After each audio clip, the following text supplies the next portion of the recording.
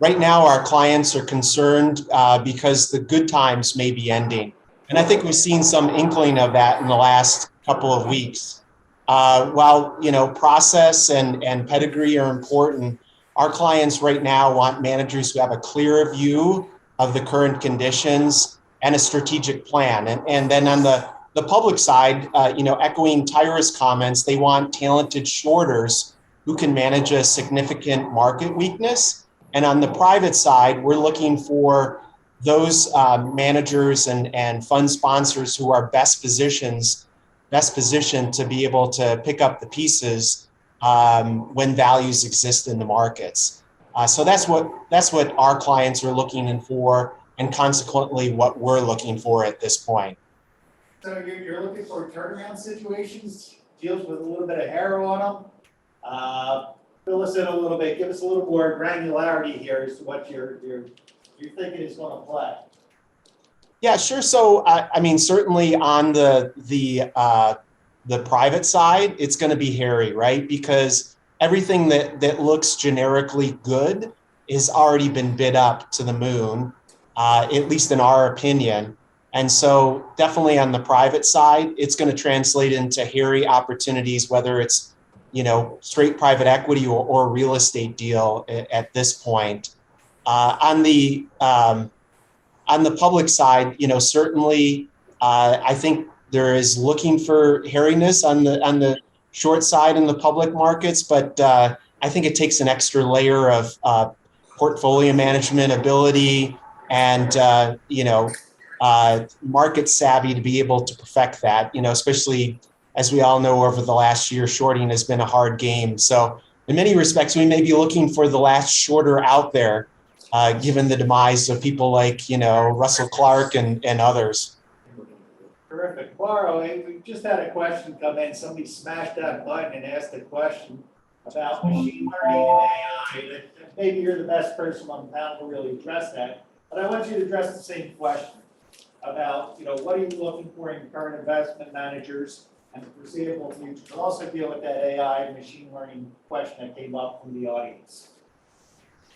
Yeah, well, we use artificial intelligence. Sorry, the beginning was not really able to hear you very well. That's being a setup, so I apologize. Okay. Yeah, we use artificial intelligence. We have a model that is helping us to select managers. We have 3 steps during the selection procedure. The first one, we have a long list based on some objectives that we want to achieve. Then we use our artificial intelligence model and we draw a short list of manager, and then that short list is discussed during a committee that is at that point selecting one of more managers that we want to invest in. During the initial phase, during this, let's say, using this artificial intelligence model, where we have a neural network model that has been built internally, we check everything that is available. We use some data provider.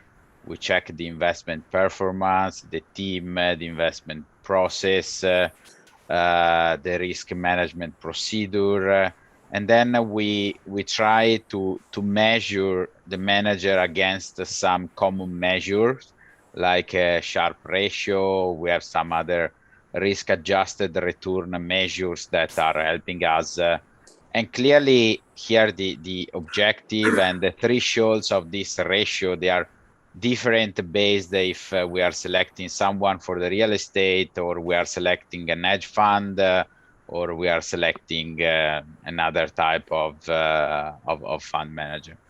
Then during the second stage, when we have a short list, we try to have a proper due diligence, so we enter in a more granular details, like the funds operations, the legal structure, the compensation structure that is also important for us, the portfolio of investments, and so on. the last stage during the investment committee analysis, depending on the sites that we are able to commit, we might be interested in having a meeting with the fund managers and with their teams. Terrific. And I'm just going to sort of take it from the theoretical into the practical here. Talk about the last manager that you were, doesn't necessarily mean the last one you invested, but a recent manager you invested in, and how you met them. What was the process like for them? How long did it take for you to make the investment? What attracted you? What made you think they'd be successful? And how's it looking so far? Well, we did an investment in alternative investments, and so we selected one fund in that case. The fund manager, as one of the requirement, had to be in Switzerland. So we did an analysis of all the fund managers in Switzerland investing in alternative investments.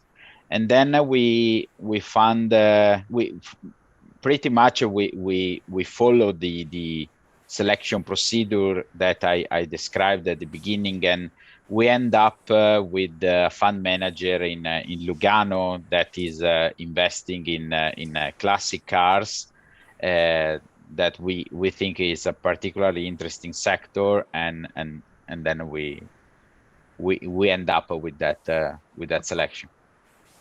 Fantastic. Brad, I'm going to throw the same thing out to you. Talk about a recent manager that you recommended to your clients and how you met them, what got you excited about them, why you thought it was appropriate for your clients. Take away from there. Yeah, sure. So happy to talk about a more recent manager addition to our stable. The manager is actually an AI 40 Act mutual fund with the ticker symbol BIVIX. So before I go any farther, I will echo your disclaimers that you read at the beginning. None of this is an investment advice. But essentially, Ali Matami was originally seeded by Brad Balder up in Boston. They parted ways, a little while back. He comes from Boston Partners originally, and he exemplifies exactly what we're looking for in this market. So someone who is obviously very talented on the long side and runs a very diversified book that he's flexibly been moving around. So for example, he was much more small cap in the early part of the year when those were running. Obviously, it's been flat to down ever since, and he's moved on to other opportunities. On the short side, he has been essentially providing a diversified exposure. I don't know for sure, but I would guess that a lot of Cathie Wood's names have been quite right short exposure for him as of late. What's attracted to us besides his ability to short, his background was really the portfolio management dashboard that he put in place to be able to move around where the opportunities are. And he successfully left small caps and moved farther upstream into mid caps to his benefit. And I believe at last check, as of the end of last month, he was up 45% year to date. Those are the types of managers that we're looking for. And we expect that he will do well, based on our scenario analysis and his portfolio. Should the market take a tumble, farther than the 5% that it's kind of sometimes done over the last 20 months or so. Tyra, and you're a little bit different. You don't actually put money out into these clients, but you do help them raise capital. You have to make an evaluation of who's worth working with, who's not, and why you think your investors would have an interest in it. So talk to me a little bit about what you're looking for, about a recent manager you decided to take on and represent, and how it went. Right. So, I think to sort of echo some of my earlier comments around, what we think about, my partner and I, when we bring on a new client, we're looking through pretty much a scorecard, as we internally say. And that's very important. Look at the infrastructure, look at the team, the pedigree, track record is critically important. We we tend to veer towards those at multi-year track records. So we'll look at the risk process. We also look at the kind of type of strategy that it is. We put it into a bucket and do a deeper analysis into, really how it benchmarks against its peers. So, before we sort of go through all of this before we move forward and taking on any new client. And then we also sort of tend to veer towards firms within the US, within Asia, or within the European region, but our investor network is global. So, because we're dealing with numerous different types of investors, we are sensitive to the fact that there are going to be some investors that want one thing, others are going to want another, or types of exposures. So. Was there a specific manager? Can you put some details around what that manager looked like and why you thought that particular strategy was going on? Yeah, so without naming names, we have a client that's over in Europe. They do heavily on the private equity and credit side. And we thought that they were particularly interesting because they were in a high barrier to entry market. They've been there for a long time, so they have a long historical track record. The team has very high pedigrees, and the infrastructure is probably, in my opinion, the best I've seen in the region. So, and also the risk profile and how they think about and how they look at deals. So, all of those types of factors. And then another point too I want to mention is that we also join in the IC meetings for our clients because we want to further dig into how they're thinking about investments, not just just selling the actual products, but really digging in, because when investors come to us and ask us to walk them through the portfolio, we want to ensure that we're able to do that without having the PM there. Obviously, it's always great to have them in the conversation, but we know that, especially for our client that deals a lot in special situations, they tend to, do a lot of different deals. So it's always good for us to get up to speed as much as possible. And I think when we look at clients, it really runs the gamut. But infrastructure is important, people is important, and how they fit within the market with which they're investing is also critical too. Mauro, it sounds like you're getting a phone call tomorrow. Actually, Tyra, and Brian, I want you to speak to this too. Different investors have different flavors. So you have, ultra high net worth individuals, family offices, which I would consider different than ultra high net worth individuals, pension funds, endowments, insurance companies. They're all different buyers and they all have their nuances. Okay. So talk to me about, how somebody who's going out, presenting themselves to these, what they need to be cognizant of as they deal with these different audiences, how to present themselves. Okay, well, this is certainly a question that is hard to do on short time. But, high level, I think when it comes to family offices, you really need to understand the family and who's the head of the family, what they like to discuss. And, they have a saying where, when you've got one family office, you've met one family office. So you really have to be sensitive to what their historical investing preferences are and sort of also understand the actual family. When you're going to pension funds, there's a lot of committees, there's a lot of sort of rings of a ladder to go through, as well as, starting the risk requirements. So you have to consider things like that. Things on the ENF, it really varies, So I think for the most part, to say this in as concise of a way as possible, it differs, and then also the threshold too between U.S. and European investors tends to also be a little bit different too. So we have to be sensitive to all these multiple factors when we're bringing any sort of investor to our client. Can I speak a comment? Sure. So I think one of the most intriguing thing about the family office space is that over the last, so no family office wants to lose money, but they will. I don't think anyone wants to lose money. they will go absolutely crazy that they don't make money on a widespread opportunity, and a great example of that is crypto. Because most CIOs come out of the equity space, they don't know about crypto or blockchain. So it's been a real big issue.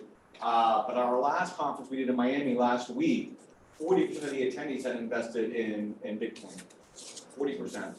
Whereas when we started back in 2014, I think we had 10 out of about 3,000 people who attended our events that Pantera presented to, about 10 invested in that fund. So from 10 to about less than 1% to 40% in Wow. 7 years, yeah. Wow. So I'm just saying, it's always intriguing to hear that line, every family office is different, but they're not different in that they don't want to miss a big thing, right? That's pretty uniform, that people they want to participate, even if it's just as a beta play. I mean, you're seeing right now a lot of institutions getting into crypto as a hedge against inflation, you're saying. And that's happening. And countries. Yeah, and countries, well, you got Panama, of course, is the big one, but I hear 2 or 3 more are starting to make that their Well, I currency. mean, Switzerland as well, right? Swiss, So- yeah. And also, the generational side too, when it comes to single family office, we have to be very sensitive. Rob, jump on in. Hey, Mark, thank you. And by the way, thanks for the invitation last night, I wasn't in, so. Okay, that's fine. I just came in from Florida. My question is, as things revert to the new normal and in person, there was so much of people re-upping in existing funds during COVID, but then I think now you're going to have an opportunity to visit folks like Mauro in Europe and the like. Do you anticipate, let's say, less of the re-ups and more new funds getting vested? So just to repeat the question for the people online there, Rob asked about re-ups and whether they're gonna continue. Historically, there's been a high percentage in that area where people re-upping with the same managers. The devil you know is better than one you buy. And also, they've done well. So you got 2 things. Of course, they're always lowering the number of relationships they have at the pension side. They're always saying, we don't have enough staff to manage all these relationships, so they're cutting down to the ones who perform the best. But is that what you're hearing now? You think that's going to change in the future? You think that's going to remain the same, especially with the world becoming smaller and all the connectivity? And so, Rob, I hope I did justice to your question. Well, it's actually more that people are getting together in person again and able to actually visit, the GPLB dynamics, so you can check that box better. All right, so he's really talking about post-COVID too on this, that during COVID, they were doubling down, particularly during that time, because it was hard to do diligence on new managers. Right, I think that's key right there.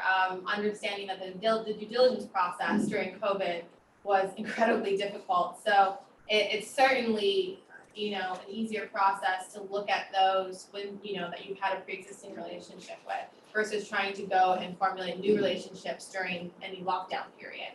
And I think now as things become more normalized, I guess you can say, that people are getting, more comfortable meeting in person. On the fundraising roadshow side, there are IPOs that were done remotely. So, you have to look at the environment, but from what we're seeing, we do see that a lot of investors are interested in looking at new opportunities. They want to get exposure to something different, right? So I think that's never going to change. It's just going to vary sort of what their preferences are at that point in time, what they're actually looking for versus sort of what they're looking for long term. Especially, and also the changing in the regime for certain, let's say, endowments and foundations when they bring on a CIO. That could also carry with it certain weight. Right, the initial question was dealing with presenting to different types of investors, whether it be a family office, a pension fund, insurance company. You have some experience at these various levels making those investment decisions for them. Just chime in a little bit about things they might want to think about when presenting to an insurance company, when presenting to ultra high net worth individuals, and perhaps a foundation or institutional investor. Yeah, sure. So I can't see the audience, but I guess I would hope as a family office person, I'm in with the right crowd here. So when I'm always asking myself when interviewing a manager as a family office person, is this organization or person going to make me money, or are they going to manage my money? Right? I think on balance, institutions are more focused on finding people who can manage their money in a comfortable institutional management framework, whereas family offices desire people who make them money. And although I will admit that families, can be in wealth preservation mode too. And so I think it's really important for managers to understand their audience and be true to themselves, obviously. But I think you've got to recognize that the more, pension fund like the institutional investor is, the more they may be in, and I'll clarify this is sort of in my more darker moments.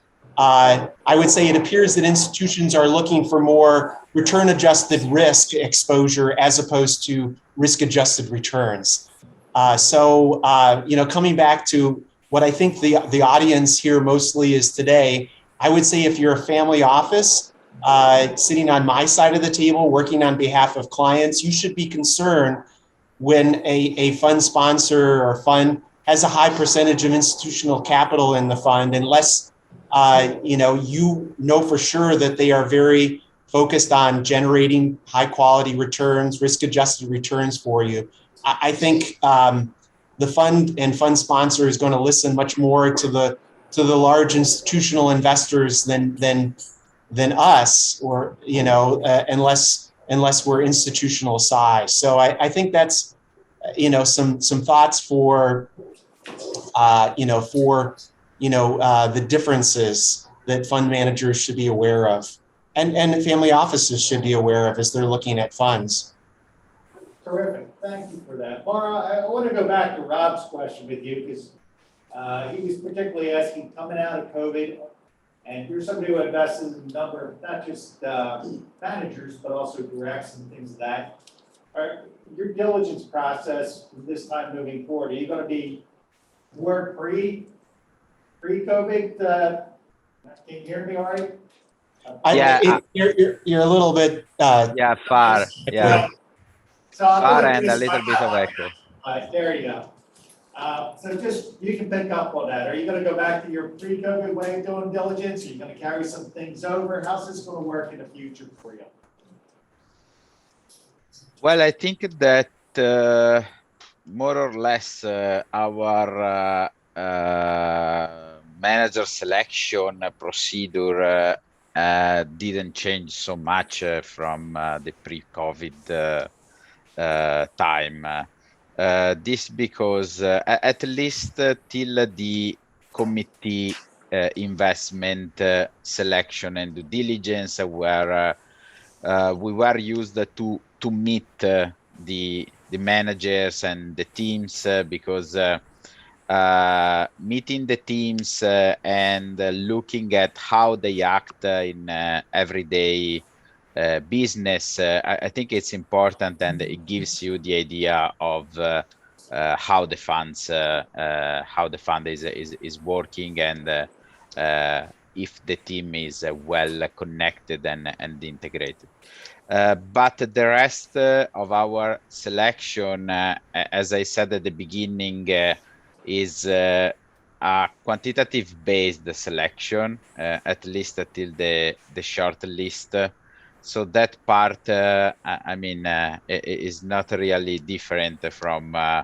It's not really dependent on the COVID event. We were already doing it in a quantitative way. We have developed this artificial intelligence model. It's a neural network machine based on MATLAB that is helping us in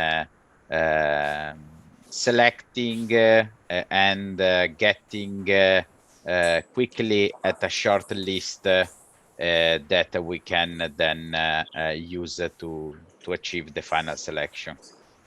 Sure. Now, one of the things I guess that Rob was really drilling down to was, are you more open to new relationships, whether it's at a manager level or a company level, than you were during the time of COVID? Do you think your ability, your willingness to take on a new manager is greater now that COVID has passed, or do you think you were still looking for new managers and that's going to remain about the same? Oh, well, this for sure. We are still looking for good managers, because we think it's the key actually of the investment selection and procedure and success of the investment that we are doing. I would like to add a couple of things. One, it's about the hedge fund that I have heard before, and we are very interested in doing investments with hedge funds, because 2020 has been great years for hedge funds. The top 20 hedge funds made some record returns, around 60 billions. The second thing clearly is about crypto, is another area where we really want to be present. We think it's the future. We do not know about crypto. I mean, I do not know if some of which cryptocurrency will be the future, but we know that the technology will really change the financial market, and above all the capital market. As you probably know, the Swiss stock exchange is opening its platform. So in Switzerland, we are really close to this technology, and as a multifamily office, even if we have a physical location in many countries, we are really betting on this technology and this type of investments. Marty? Yeah, so a couple of things. You guys said, I know there was some commentary on hedge funds, and so we had a hedge fund that did like 580% last year, and then they got crushed on GameStop and they were down 20%, right? And I think, by the way, we talked about the things that were important in 2021, but obviously GameStop was pretty important, right? Because it's exogenous factors. And so number one, can you talk about exogenous factors? But that's my first question. And second question, we're anticipating rate hikes, which we've been anticipating forever, right? But we're anticipating rate hikes. And what does that mean for vol and vol strategies? Any thoughts? So exogenous factors and rate hikes. Well, I guess GameStop was like quite an outlier there. So I feel bad for those who were in that. But nonetheless, I think with anything, and this is the trickiness of investing into hedge funds, is that whole crowd, that crowd-think mentality. And ensuring that, as an investor, when you're doing your due diligence and understanding the exposures that a particular manager has, it's really critical to think about all of that, right? So when it comes to exogenous factors, I think we're always going to have something that's going to come up in our industry, unfortunately. But of course, as an investor going in and doing your due diligence on a manager, you sort of want to look at the whole picture, and then infrastructure and situations too is going to be critically important. I guess with GameStop, though, it was a little bit of a social factor, right? It was Right, sort of exactly. hitting back at the hedge funds, and it was that led by Musk, of course. Right, exactly. So Elon Musk said if JP Morgan keeps on hounding him, he's going to give him a big thumbs down. And the next day, JP Morgan had 1 million thumbs down on the Twitter account, right? I mean, so obviously, is there going to be social investing among family offices? Or are people going to start saying, well, I just put in 10 million into this one, check it out? Cancel culture at its peak there. Yeah, it's going to have an impact, right? I mean, social media and any sort of, well-known person can have an ability to move markets. So, and social media and Twitter and whatnot is all a part of this now, and it's part of our culture. So, unfortunately, there are situations where that does occur, but, we always try to look at some of the other factors too. Maybe Brian and Mauro have an opinion on that. Yeah. Yeah, I was going to say, and then also that question that came up there, I think is a great one from Mauro. So we'll get to that about venture capital firms in a minute. But Brian and Mauro, I'd love to get your thoughts on this subject. Exogenous factors. Brian? Could you repeat the question, please? Sure, exogenous factors that affect the pricing of public securities and performance.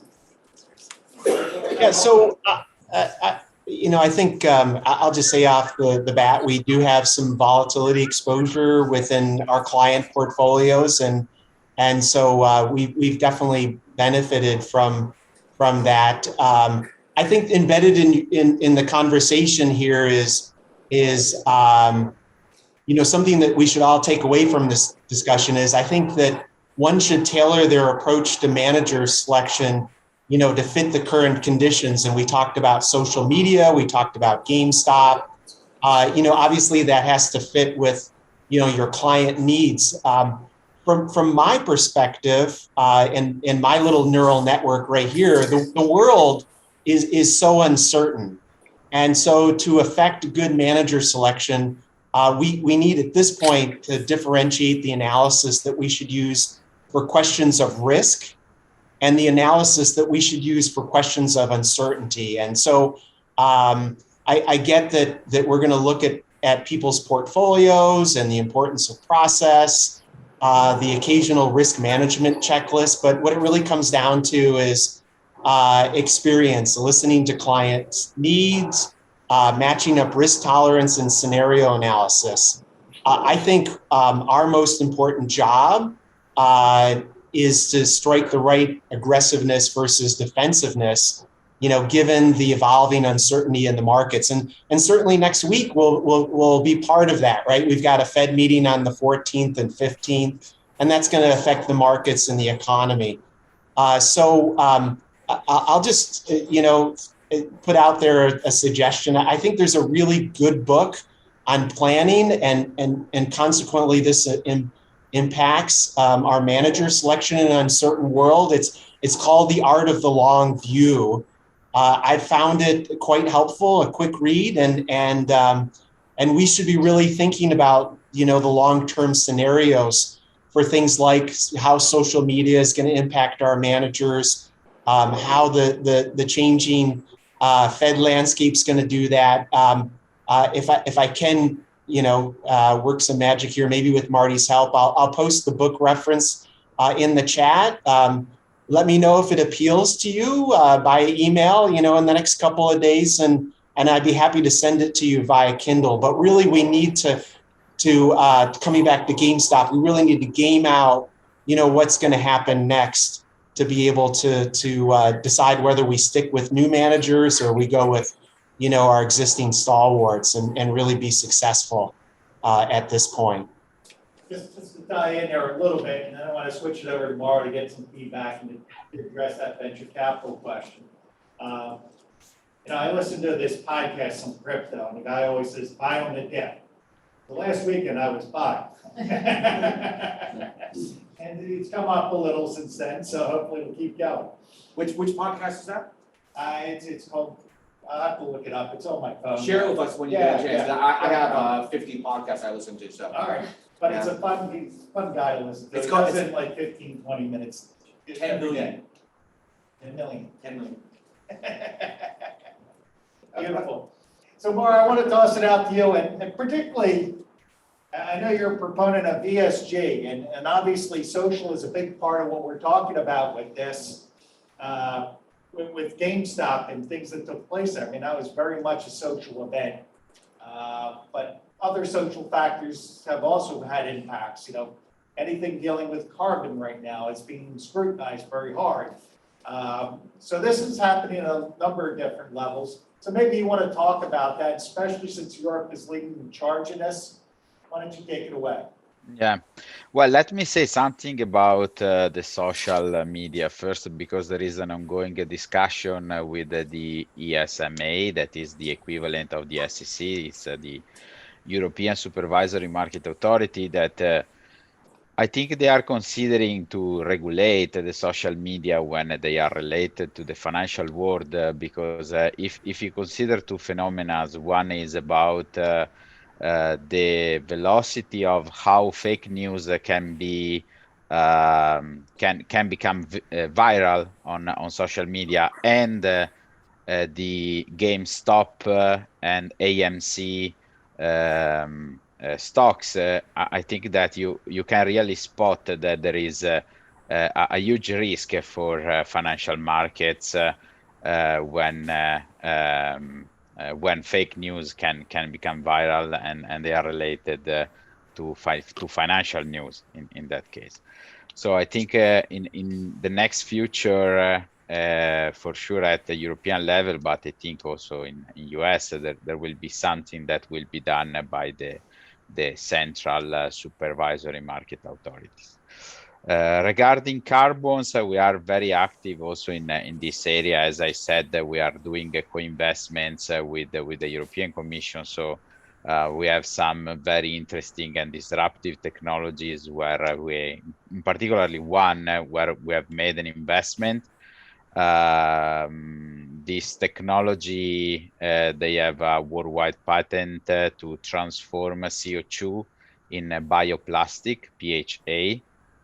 We have Mitsubishi Chemical that is interested in doing an investment with us.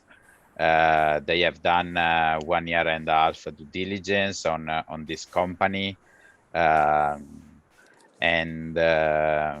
Yeah, I think this is the future also because also here regulation is entering into force. They are withdrawing everything that is plastic now in Europe, so you are not able to find the old and traditional glass of reusable plastic. So you need to find something else, and clearly paper it can be too expensive, and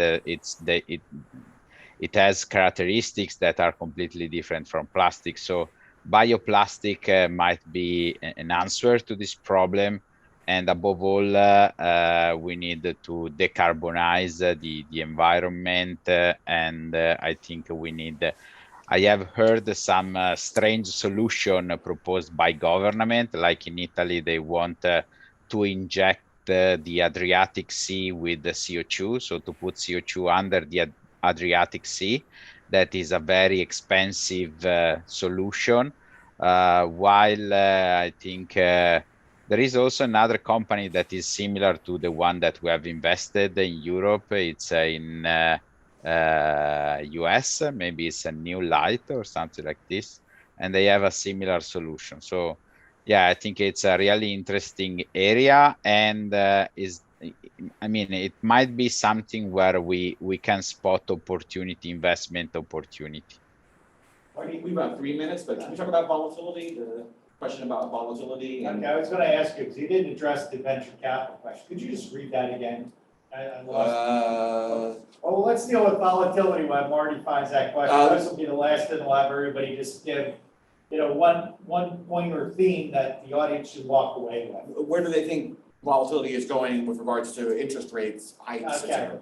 So where do you think volatility is going with regards to interest rates and other things, Tyra? I think that with regards to that, I would say that I think volatility is going to slightly increase. Brian, what do you think? Is volatility? Yeah, I know. I think the interest rates are already volatile. The MOVE index of treasuries has definitely ticked up as of late. And then obviously that's impacted credit exposures underneath where there has been some significant carnage. So I think that will continue. Marty, do you have the venture capital? Yes, I do. And actually, I don't know, is Key Compton here, Key? Great. So Key's actually going to answer this question on the next panel. But Andrea was asking about eking out liquidity from venture capital funds with 7 to 10 year lockups, because I mean, I think Key has actually solved that problem. But anyway, the next panel will address that as well, the emerging manager. Yeah. So how are you? Venture capital is becoming a bigger and bigger part of everybody's portfolio. Notre Dame University, for example, has had blowout returns in their endowment for the last couple of years because of their investments in the venture. You've got Harvard, it's become a bigger part of there. The Ivy League endowments have all done 30 to 40% the last couple of years because of that. So, how are people dealing with the fact that venture has these long lockups? Are they investing in secondaries? Can you address those issues? Sure. So the question's dealing with venture capital, eking out some liquidity before, a 7-8 year event, and how it occurs in those. And I think there's been a lot of creativity in deals and structures and venture capital in this whole area. So Tyra, lead us off, but then Brian and Mauro, if you want to chime in quickly, and then we'll wrap up. Yeah. I'm gonna go. Go ahead, please. Brian. I'll let Brian take it. Brian, you're up. Yeah, sure. So one of my volunteer activities is on the investment committee of the Unitarian Universalist Common Endowment Fund. We invest on behalf of local congregations and the organization overall. we've seen significant unrealized gains within our venture portfolios, and that certainly helped performance over the last, X number of months. We have not taken any approaches to do some of the creative things that you mentioned, Mark. Primarily the focus is long term, and we obviously want to garner the returns without any potential discounts associated with trying to gain liquidity now at this point in the market cycle. Mauro, I know tokenization has certainly been one of the ways people have looked at this and being able to create some liquidity when they need it before deals right. So you want to talk about that from your perspective? Sorry, I was not able to hear your question, but I have something to say about a creative way to liquidate venture capital, and maybe I can try to answer to this one first. And the creative way is named security token offering. We are working with some venture capitals in Europe to digitize the equity of companies, and then to list the companies through an STO. So actually the share is going to be represented by a token. So the token is the share and the share is the token. And the shareholder registry is kept on the blockchain. That becomes the new public register where you can check who are the shareholder. At that point, when you launch the security token offering, it's pretty easy and also pretty cheap to be launched. And this is exactly what the Swiss stock market is doing. If you check online, the Swiss digital exchange, it's exactly about this, with the only difference that they are doing it in a centralized way, while I think that blockchain is a more decentralized concept. But once you have the token that is not really representing the share, the token is the share by legally, at least in Switzerland, you can have your share tokenized. And then at that point, you can offer the token through a platform. We have built one platform, but there are others that are emerging both in Europe and in Singapore, as I know. At that point, you can distribute the tokens as in a crowdfunding platform, and you can distribute the tokens and selling the tokens both against the cryptocurrency and both against fiat currency. So this is opening a $3 trillion market when you are launching.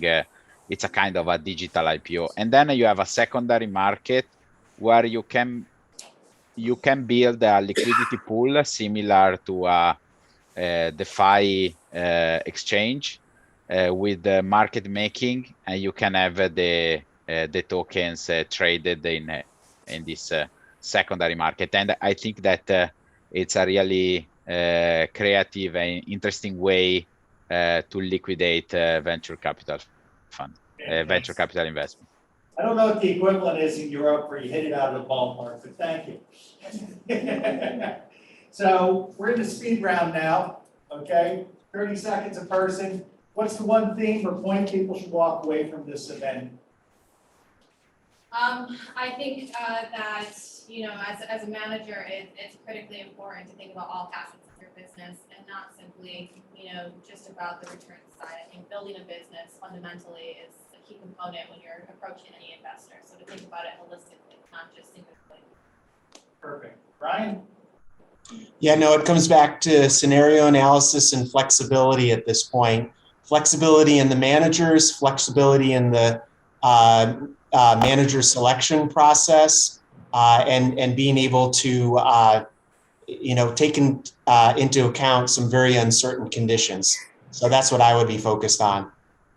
Fantastic. Mauro, very quickly, your final thought. Well, you at least for us to make an investment, you need to be able to demonstrate your track record and the quality of your team.